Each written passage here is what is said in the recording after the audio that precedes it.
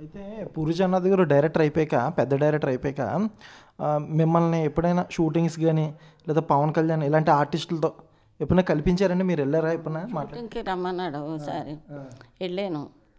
బాబు నాకు చిరాకు వచ్చేసింది. చేసిందే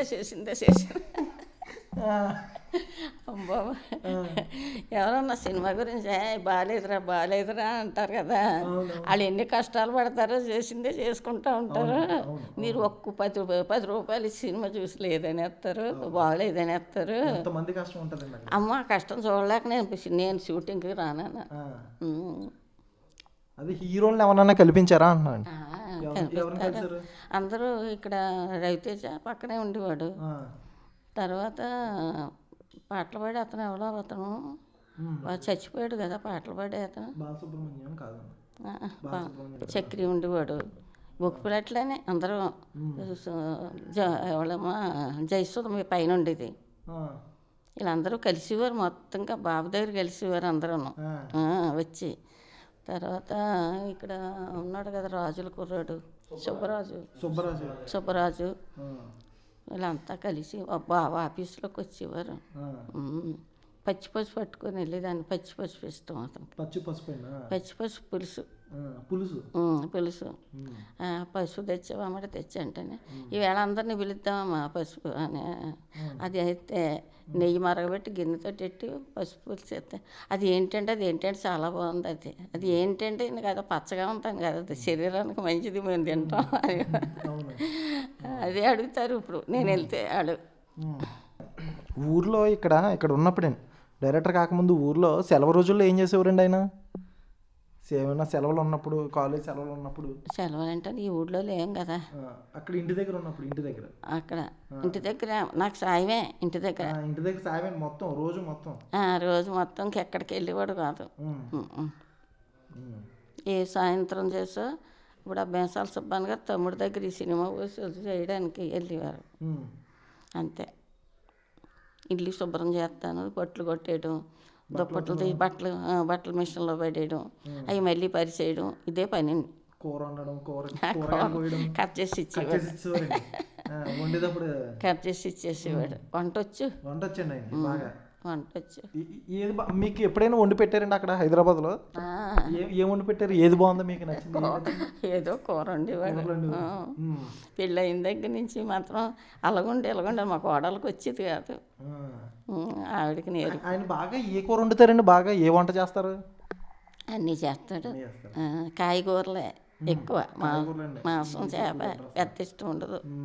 అయితే మరి పూరి జగన్నాథ్ గారు మీరు ఎప్పుడన్నా అమ్మ మీరు వచ్చేయండి హైదరాబాద్లో ఉందాం అలా అనేవారండి? అంటే మిమ్మల్ని హైదరాబాద్ వచ్చామనేవారా, అక్కడ ఉందామనేవారా? ఉండమంటారు. ఇప్పుడు అమ్మ ఉన్ననాళ్ళే ఉంటుంది, బతకాలం చేయక మా కోడలు ఉండమంటుంది.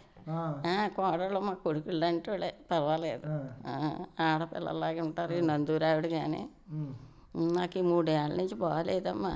సో కరోనా వచ్చిన దగ్గర నుంచి బాగాలేదు, లేకపోతే బాగానే తిరిగేదాన్ని.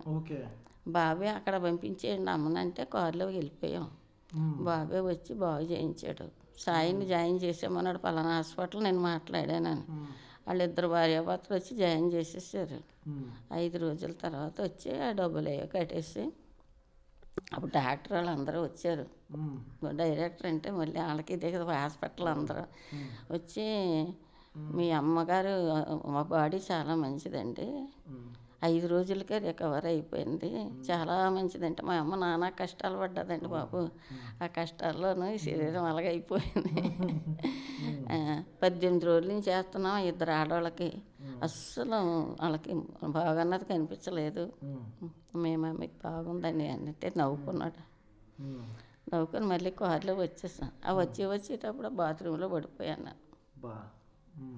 బాత్రూంలో పడిపోతే ఇంక చెప్తే మళ్ళీ ఉండిపోమంటాడు ఇక్కడ అని చెప్పకుండా డాక్టర్ గారు చెప్పి, నేను 9వ అంతస్తులో ఉన్నాను, వీళ్ళంతా కింద ఉన్నారు.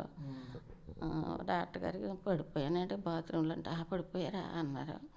అని వెళ్ళిపోవాలండి, కారు వచ్చేసింది బొడ్డుపల్లి నుంచి అంటే చూద్దామని 2 ఇంజక్షన్లు నడడానికి చేసి ఐస్ గడ్డ కట్టారు. ఐస్ గడ్డ కడతానని కట్టుకుంటే నేను సాల్వా కప్పుకొని ఏటిదో వీళ్ళకి తెలీదు నేను మీదన పడ్డాను. మేము చైర్లో తీసుకొస్తామన్నారు వాళ్ళు. అంటే నేను ఉన్నాను కింద నుండి, చెప్పలేదు, చెప్తే ఉండిపోమంటారని. ఇక్కడికి రాబోసరికి ఇంకా తన్నుకుపోయాను. కూర్చొని పడుకొని చేసిన తన్నుకపోతే ఈ అబ్బాయి ఏమమ్మంటే ఇలాగన్నా అయితే నడి విరిగిపోయి ఉంటుంది, మరి అక్కడే చెప్పాలి కదా అన్నయ్యకి. పదా ఎక్స్రే చేయించేద్దామని ఎక్స్రే చేయించాడు. ఎరగలేదు, కానీ ఇప్పటికి నడునొప్పి బెల్ట్ ఎట్టుకొని తిరుగుతాను. ఈ 2 సంవత్సరాల నుంచి వైద్య తిప్పారే, ఎంత తిప్పినా అదే ఆ బెల్ట్ ఎట్టుకొని తిరిగితే దానికి అదే వస్తుందండి. అది లోపల చింతపిక్కలా ఉందంటే అది నొక్కుపోయింది పడిపోవడంలోనూ, అది దానికి అది ఈడాలా పర్వాలేదు అన్న.